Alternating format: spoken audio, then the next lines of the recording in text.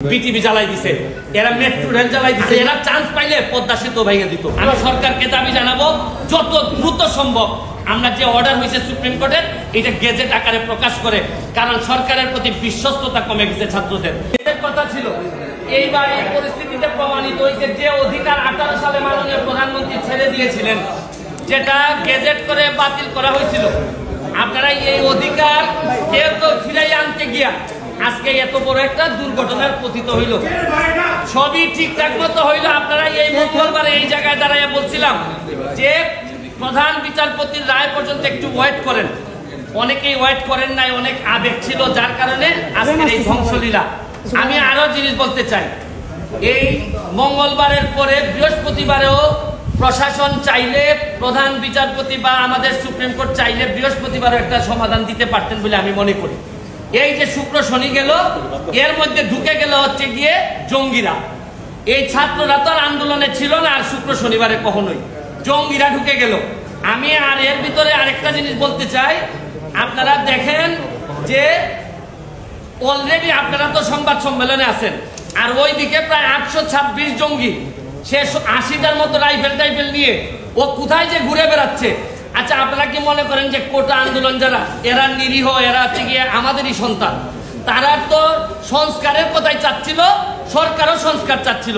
মধ্যখানে এই ঝামেলাটা হয়ে গেল মিসআন্ডারস্ট্যান্ডিং, এবং এই সুযোগটা নিয়ে নিল জামাত বিএনপি, সুযোগটা নিয়ে নিল হচ্ছে জঙ্গিরা।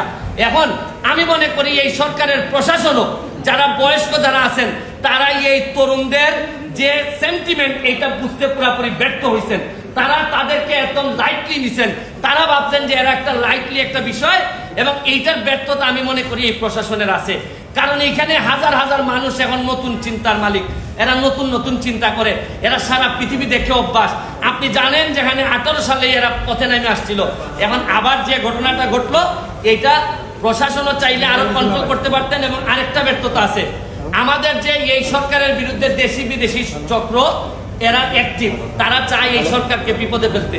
সরকারেরও বোঝা উচিত ছিল যে যে কোনো একটা আন্দোলন হোক না কেন, আজকে ছাত্র, কালকে অন্যদের আন্দোলন হোক, এটার মধ্যে জঙ্গিরা এসে ঢুকবে, জামাত শিবির এসে ঢুকবে। এইখানে প্রশাসনও ব্যর্থ হয়েছে এটা বলতে, আমি অ্যাডজাস্ট করতে ব্যর্থ হয়েছে। সরকারকে দাবি জানাবো যত দ্রুত সম্ভব আমরা যে অর্ডার হয়েছে সুপ্রিম কোর্টের এটা গেজেট আকারে প্রকাশ করে, কারণ সরকারের প্রতি বিশ্বস্ততা কমে গেছে ছাত্রদের। এইটারে বাড়ানোর জন্য আমাদের কোর্টের প্রতি বিশ্বস্ততা কমে গেছে, কারণ কোর্ট বলার পরেও ছাত্ররা শুনে না, প্রধান বিচারপতি বলার পরেও ছাত্ররা শুনে না। কারণ হচ্ছে গিয়ে আপনি যাই বলেন, বাস্তবতা হচ্ছে গিয়ে ছাত্রদের জন্য যে বিশ্বস্ততা থাকা দরকার ছিল প্রশাসন এবং বিচার বিভাগের, এই বিশ্বস্ততা নাই। আরেকটা জিনিস বলতে চাই, আকাশের যে জায়গায় মেঘ জমা হয়, আইসা বৃষ্টি পড়ে আদালতের উপর, আপনি বিভিন্ন সংসদের ঝামেলা, নীতি নির্ধারণের ঝামেলা, এগুলা সব কেন আইসা সুপ্রিম কোর্টের বৃষ্টিপাত হইতে হবে? এগুলা তো সুপ্রিম কোর্টের ঝামেলা ছিল না। সুপ্রিম কোর্টের ইমেজ ক্ষুণ্ণ করার জন্য এই ধরনের মেঘগুলা যথেষ্ট। পলিসি ডিসিশন যেখানে প্রধানমন্ত্রী 18 সালে শেষ করে দিচ্ছেন, এইটারে হাইকোর্টে নিয়ে আসা এইসব ঝামেলা, মানে মেঘ জমে অন্য জায়গায় আর বৃষ্টিপাত হয়েছে গিয়ে সব সুপ্রিম কোর্টে। আমি বিশ্বাস করি সুপ্রিম কোর্টের ইমেজ এতে ক্ষুণ্ণ হয়, পরবর্তীতে এইসব বিষয়ে যেন আরো সচেতন থাকেন সুপ্রিম কোর্ট, এবং প্রশাসনের জন্য সতর্ক থাকে, এবং দ্রুত আমি মনে করি গেজেটটা দিয়ে আমি বাচ্চাদের যারা আছে তাদেরকে বলবো, তোমরা বাড়ি ফিরে যাও, তোমরা যা চাইছিলা তার চেয়ে বেশি তোমরা পাইছো। এবং এখন রাষ্ট্রকে ঠিকঠাক মতো যারা আজকে এত বড় ক্ষতি করছে, বিটিভি জ্বালাই দিছে, এরা মেট্রো রেল জ্বালাই দিছে, মিরপুরবাসী এখন সারা জীবন, সারা 1 বছর কান্না করলে এই পাপ মোচন হবে না। আর এরা চান্স পাইলে পদ্মা সেতু ভেঙে দিত, শুধু চান্স পায় নাই। এরা আসলে এইবার প্রমাণ হয়েছে, এদের কাছে ক্ষমতা গেলে বঙ্গবন্ধু কন্যার কাছে ক্ষমতা ভুল শুদ্ধ থাকলেও ওনার কাছে ক্ষমতা নিরাপদ, আর এদের কাছে ক্ষমতা গেলে কি হবে এইটার নমুনা আপনারা অল্প দিনের মধ্যে, এই 2-3 দিনের মধ্যে দেখছেন।